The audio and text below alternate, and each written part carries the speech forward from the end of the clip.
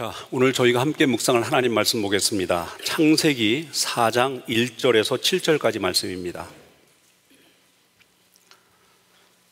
창세기 4장 1절에서 7절까지 말씀입니다. 제가 봉독합니다. 아담이 그의 아내 하와와 동침하매 하와가 임신하여 가인을 낳고 이르되 내가 여호와로 말미암아 등남하였다 하니라. 그가 또 가인의 아우 아벨을 낳았는데 아벨은 양치는 자였고 가인은 농사하는 자였더라. 세월이 지난 후에 가인은 땅의 소산으로 제물을 삼아 여호와께 드렸고 아벨은 자기도 양의 첫 새끼와 그 기름으로 드렸더니 여호와께서 아벨과 그의 제물은 받으셨으나 가인과 그의 제물은 받지 아니하신지라. 가인이 몹시 분하여 안색이 변하니 여호와께서 가인에게 이르시되 내가 분하여 함은 어찌 됨이며 안색이 변함은 어찌 됨이냐. 내가 선을 행하면 어찌 낯을 들지 못하겠느냐. 선을 행하지 아니하면 죄가 문에 엎드려 있느니라. 죄가 너를 원하나 너는 죄를 다스릴지니라. 아멘. 저희가 지난주에 살펴본 내용 속에 특별히 3장 15절 말씀은 유명한 원복음이라고 표현하기도 하고 여자의 후손 언약이라고 표현하고 있는 그런 내용이 있습니다. 내가 너로 여자와 원수가 되게 하고 내 후손도 여자의 후손과 원수가 되게 하리니 여자의 후손은 내 머리를 상하게 할 것이요 너는 그의 발꿈치를 상하게 할 것이니라. 이것은 하나님께서 어떻게 구속사를 진행하실 것인지를 말씀하시는 것입니다. 여자의 후손, 즉 그리스도와 뱀의 후손인 사단과의 영적인 전쟁 가운데서 비록 사단의 세력이 예수 그리스도에게 일정 부분의 해를 끼칠 수는 있지만 결과적으로는 그 머리를 여자의 후손이 상하게 해서 최종적인 승리를 거두게 될 것이다 라는 이런 하나님의 구속사적인 말씀을 예언적으로 이렇게 표현하고 있습니다. 이제 4장의 말씀은 이러한 것이 실제 인간의 역사 가운데 어떻게 구현되고 있는가가 우리에게 말씀되어지는 그런 내용입니다. 하나님께서 이 구속사를 인간의 역사 속에서 어떻게 지금 이루어가고 있는지 그런 구체적인 성취의 과정들을 우리에게 말씀하고 또 그것을 어떤 방식과 내용으로 우리에게 이루실 것인지를 또 표현하는 그런 말씀이기도 합니다. 오늘 본문의 말씀은 기본적으로 아담이 하와와 동침하여 아이를 낳죠. 가인을 낳습니다. 그래서 그 신앙 고백적 표현으로 내가 여호와로 말미암아 등남하였다라는 이 표현을 써서 가인이라는 표현이 획득, 소유라는 의미의 이름을 가진 가인을 이름 지었고 그 다음에 아벨이라는 또 아우를 낳습니다. 이 아벨은 공허함, 허무함이라는 의미가 있는 그런 표현입니다. 이 두 가지 이름 속에 하나님의 계시가 담겨 있습니다. 구약 성경은 사람의 이름을 가지고 당시의 시대 상황을 묘사하거나 아니면 하나님께서 어떻게 그의 구속 사역을 이루어 가시는가 하는 방법을 묘사하고 있는 경우가 많이 있습니다. 그래서 아벨과 가인이라는 그 이름 속에 하나님의 구속사적인 방법들이 계시되어 있는데 기본적으로 가인을 낳았을 때 이 아담이 내가 여호와로 말미암아 등남하였다라는 찬송을 합니다. 자, 그런데 결과적으로는 어떻게 되죠? 가인은 뱀의 후손이었고 아벨은 여자의 후손이었습니다.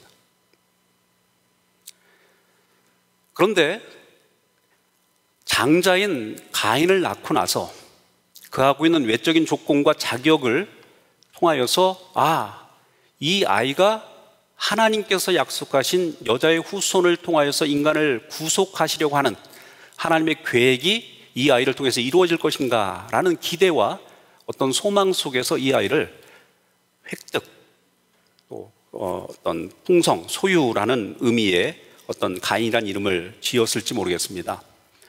그런데 가인의 삶을 보면서 그가 하나님께서 주시고자 하는 약속의 아들이라기보다는 그의 삶의 인격과 삶의 모습들이 실망스러운 것을 발견했을지 모르겠습니다. 그래서 그 동생의 이름에 이런 호흡과 공허, 허무함이라고 이렇게 이름 지었는지 모르겠습니다. 저는 이 두 가지 표현 속에서 하나님의 구속사적인 방법을 저희가 좀 배우기를 원합니다. 인간은 많이 소유하고 획득하는 것을 구원이라고 말합니다.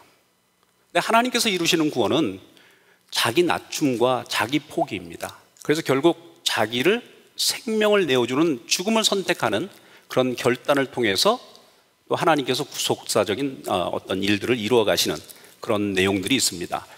이 아담과 하와의 자식인 가인과 아벨의 이름을 통해서 하나님께서는 하나님의 구속사적인 방법들이 인간이 추구하는 소유와 획득이 아니라 어떤 허무와 공허함, 자기 낮춤, 자기 비움을 통해서 하나님께서 이 일을 이루어 가신다라는 것을 우리에게 말씀하시기 위하여서 이런 두 아이의 이름을 이렇게 표현하고 있는 것이 아닌가라고 저는 그렇게 생각합니다. 기본적으로 가인과 아벨이 이제 하나님께 제사를 드리죠. 그런데 여기 본문에 보면 아벨은 양치는 자였고 가인은 농사하는 자였다. 그래서 농사하는 자였던 가인은 땅의 소산으로 하나님께 제물을 드렸고, 또 아벨은 양의 첫 새끼와 그 기름으로 예배를 드렸다, 이렇게 말합니다. 그런데 문제는 무엇이냐면 어떤 예배는 받으셨고 어떤 예배는 받지 않으셨다라는 겁니다. 가인의 예물은 하나님께서 받지 않으셨고 아벨의 제물은 받으셨다라는 것이 성경의 진술입니다. 여기서 우리는 왜 하나님께서 가인의 제사는 연락하지 않으셨고 아벨의 제사는 연락하셨는가라는 해묵은 기독교적 질문을 저희가 갖게 됩니다. 지금까지 수많은 사람들이 하나님께서 왜 그렇게 하셨는지에 대해서 그 대답을 얻기 위해서 애를 씁니다. 그러나 분명한 대답은 없습니다만 저희가 여러 가지 면에서 함께 상상하고 또 생각해 볼 필요가 있는 그런 내용입니다. 어떤 사람들은 이것이 재물의 차이에서 온 것이라고 말합니다.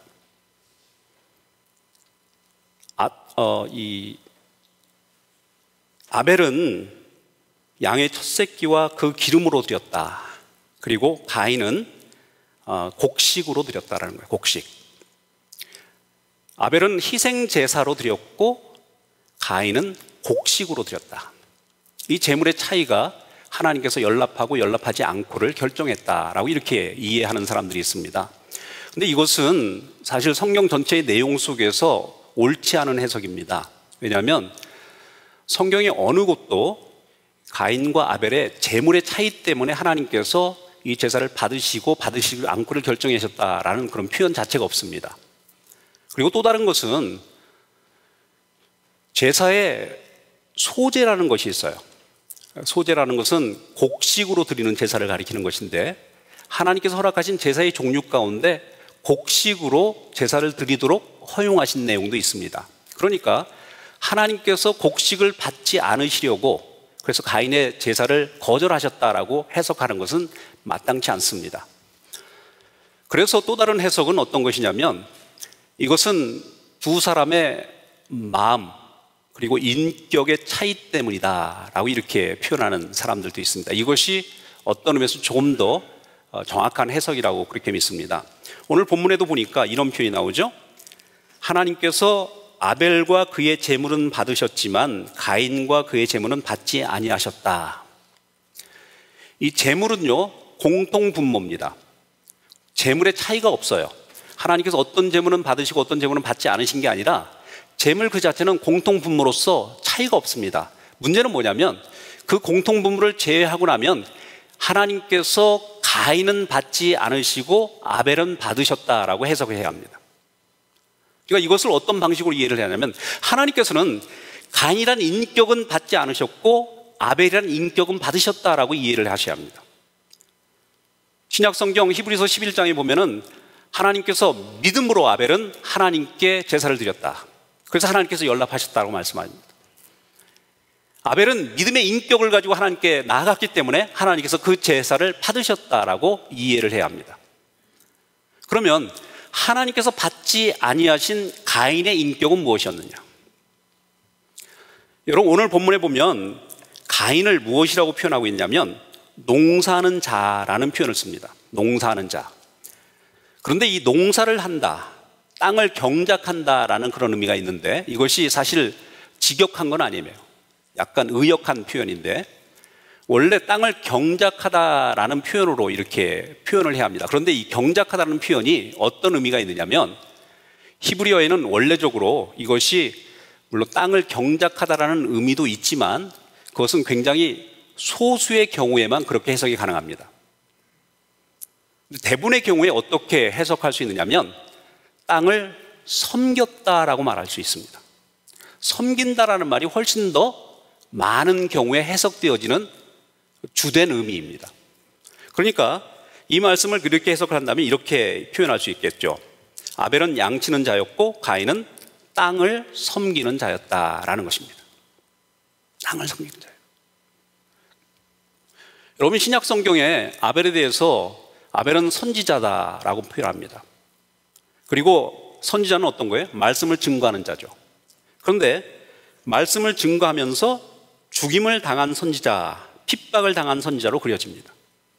하나님의 말씀을 증거하기 위해서 삶을 사는데 그로 인하여서 죽음을 당하는 그런 선지자로서 아벨이 그려지는 겁니다. 근데 저희가 이해하는 그 가인은 어떤 사람이에요? 땅을 섬기고 땅을 사랑하는 사람. 땅에서의 어떤 유익과 이득을 취하기 위해서 삶을 드리는 사람이라고 이렇게 표현할 수 있어요. 자, 여기서 우리가 이런 질문을 해야 합니다. 여러분 명백하게 가인과 아벨은요 둘 다 동일한 제사를 드립니다.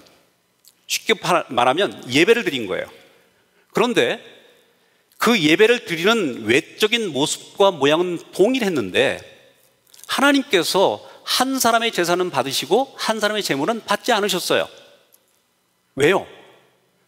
그 사람이 믿음의 인격을 가지고 하나님께 나아가고 하나님의 말씀을 증거하는 선지자로서 핍박을 감수하면서 때로는 희생을 통하여서 하나님의 말씀을 증거하려는 삶의 자세와 태도를 가지고 하나님께 나아갔기 때문에 또 다른 사람은 동일한 예배의 형식을 가지고 하나님께 나아가긴 했지만 그의 마음속의 소욕이 세상의 것을 탐하고 세상의 것을 사랑하는 그런 마음과 태도로 하나님께 나아가기 때문에 비록 외적인 모습에 있어서는 제사가 동일한 방식과 형식으로 드려졌긴 하지만 하나님께서는 그 제사는 받지 않으셨다 이렇게 표현할 수 있습니다. 결국 동일한 예배를 드렸지만 어떤 예배는 하나님이 목적인 예배를 드린 사람이 있고 또 어떤 사람은 예배를 삶의 유익을 얻기 위한 수단과 방법과 방책으로 예배를 드리는 사람이 있다는 것입니다. 오늘 우리가 동일한 예배를 드립니다만 어떤 사람은 진지한 마음으로 종교성을 가지고 하나님께 나아가지만 하나님께 예배를 드리는 것이 아니라 자기 삶의 유익과 자기 삶의 어떤 복지와 자기 삶의 풍요를 위해서 하나님께 예배하는 사람이 있습니다. 근데 어떤 사람은 예배 자체, 하나님 자체가 우리의 예배의 중심이 되어서 하나님께 우리 앞에 우리의 어떤 그 부족함과 우리의 연약함을 고백하면서 하나님만이 높임을 받기를 원하는 마음과 태도로 하나님께 나아가서 예배를 드리는 사람이 있어요. 우리가 동일하게 예배를 드리지만 어떤 사람은 여전히 세상적인 것에 관심이 많은 사람이 있습니다. 교회에서 성경을 이야기하면 성경을 공부하고 성경을 배우고 하나님께서 우리에게 말씀하시고 우리에게 뜻하신 것이 무엇인지에 대한 갈증과 갈망을 가지고 말씀을 배우는 것이 아니라 자기의 삶 속에서의 풍요로운 일을 위하여서 하나님을 우리가 어떻게 수단화시킬 수 있는가, 하나님께서 나에게 복 주셔서 내 삶의 어떤 풍요를 내가 어떻게 얻어낼 수 있을까라는 그런 관점에서만 하나님을 쳐다보는 사람이 존재한다는 것입니다. 이것이 예배의 차이입니다. 형식적으로는 우리가 종교성을 가지고 예배할 수 있어요. 자기의 신앙적 진지한 열심과 어떤 태도를 가지고 하나님께 나아갑니다. 그런데 그 동기가 땅을 사랑하는 것이라면, 땅의 소욕을 추구하고 그 땅에서 내가 무엇인가 굉장히 많은 풍성한 삶을 누리기 위하여서 하나님조차 우리의 수단과 방책으로 사용하는 것이라면 하나님은 그러한 예배를 받지 않으신다라는 것이죠.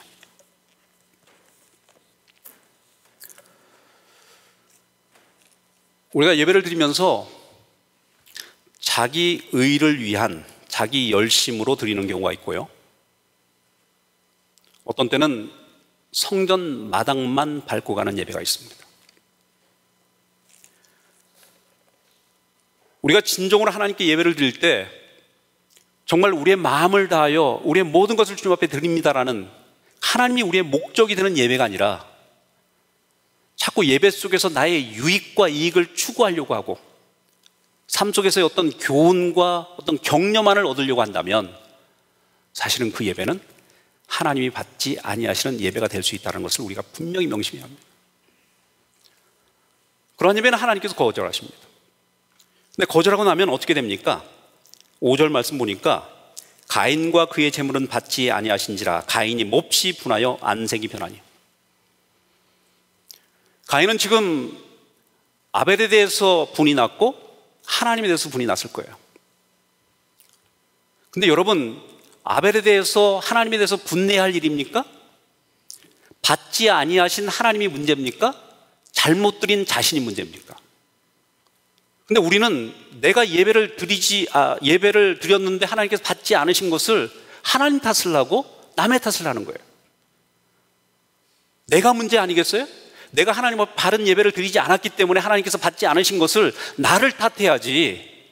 왜 우리는 하나님을 탓하고 이웃을 탓하고 우리 주변의 사람을 탓하는 거예요? 마음속에 분노가 생기는 거예요. 사람에 대한 분노, 미움이 생기고. 여러분, 그러한 예배를 드리면 어떻게 되는지 아세요? 가인이 어떻게 되죠? 결국 사람을 죽이는 살인자가 됩니다. 하나님께 거부되어진 마음이 마음속에 분노를 일으키게 만들고 그 분노가 결국 살인하는 인격으로 변한다는 얘기입니다. 차라리 예배를 드리지 않으면 좋은데 예배를 잘못 드림으로 인하여 살인한 인격으로 변하는 사람들을 많이 봅니다. 여러분, 심각한 문제입니다. 하나님께서 우리에게 무엇을 말씀하십니까? 내가 분하여 하면 어찌 됨이며 안색이 변하면 어찌 됨이냐. 내가 선을 행하면 어찌 낯을 들지 못하겠느냐. 선을 행하지 아니하면 죄가 문에 엎드려 있느니라. 죄가 너를 원하나 너는 죄를 다스릴지니라. 왜 너의 마음속에 죄의 소원이 있느냐? 너희가 선을 행하지 아니하면 하나님 앞에 나설 수 없고, 선을 행한다면 참된 예배자로 주님 앞에 나아갈 수 있는데, 여러분, 선을 행한다는 말이 뭐예요? 하나님께서 기뻐하시고 하나님께서 인정하시는 예배의 방식과 태도와 자세로 하나님께 나아가는 거 아니겠습니까? 세상적인 욕심을 다 내려놓고 우리의 예배의 대상은 하나님입니다, 하나님이 나의 인생의 목적이고 나의 신앙의 목적입니다라는 자세와 태도를 가지고 하나님께 나아가면 하나님께서 그것을 기뻐 받으실 텐데, 너희가 예배를 드리면서도 계속적으로 자기의 삶의 욕구를 충족시키기 위하여서 나의 삶의 풍요를 이루기 위하여서 하나님께 나아가는 그 잘못된 태도 때문에 네가 결국 하나님께 예배가 연락되지 않는 상태로 빠지게 되었는데, 너의 자세와 태도를 변화시켜 하나님께 참된 예배로 나아가면 너희가 문제가 없는데, 넌 여전히 죄의 소욕 때문에 세상 속에서의 소유와 세상 속의 잘됨과 세상 속에서의 어떤 풍성만을 추구하는 마음과 태도를 가지고 살아가기 때문에 너의 마음속에 여전히 분노가 가득 차고 그 분노가 결국은 너희를 살인하는 인격으로 만들어가고 있지 않느냐는 거예요. 여러분, 심각한 얘기입니다. 저희가 오늘 이 시간에 동일한 예배로 이 자리에 있지만 어떤 자의 예배는 하나님께서 받으시고 어떤 자의 예배는 받지 않으십니다. 근데 받지 않은 예배 가운데 더 큰 문제가 있는 것은, 우리가 참된 예배를 드리지 않으면 우리의 인격이 남을 해하고 상처 주고 분노하는 인격으로 바뀝니다.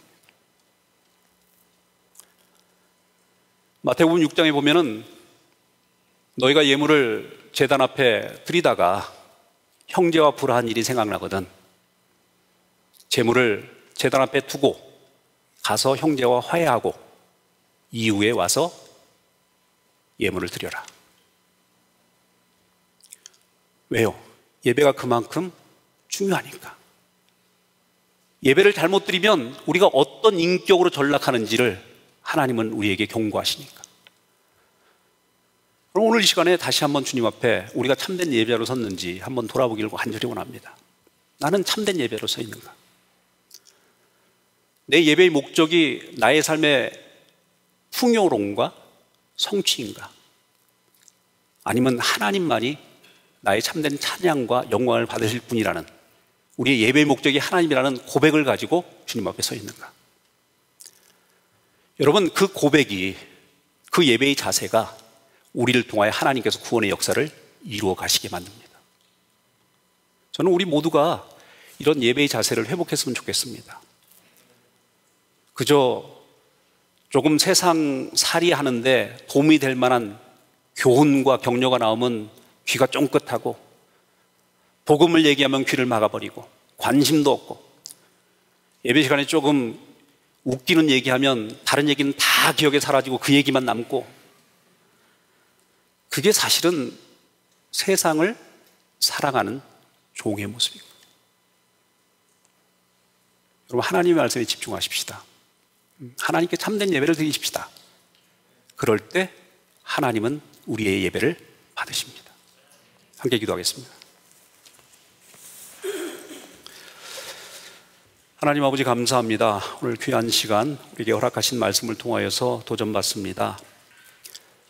똑같은 예배를 드렸지만 어떤 이의 예배는 받으셨고 어떤 예배는 받지 않으심을 오늘 말씀을 통해서 우리에게 교훈하십니다. 우리 예배는 어떻습니까? 하나님께 연락되어지는 예배입니까? 아니면 우리의 종교적 열심으로 우리의 삶의 풍요를 위하여서 하나님을 수단화시키는 예배입니까? 다시 한번 우리를 돌아보게 하시고 하나님만이 우리의 예배의 목적이 되어 하나님을 참으로 영광 돌리는 귀한 예배자로 우리 모두가 설 수 있도록 축복하여 주옵소서. 예수님 이름으로 감사하며 기도했습니다.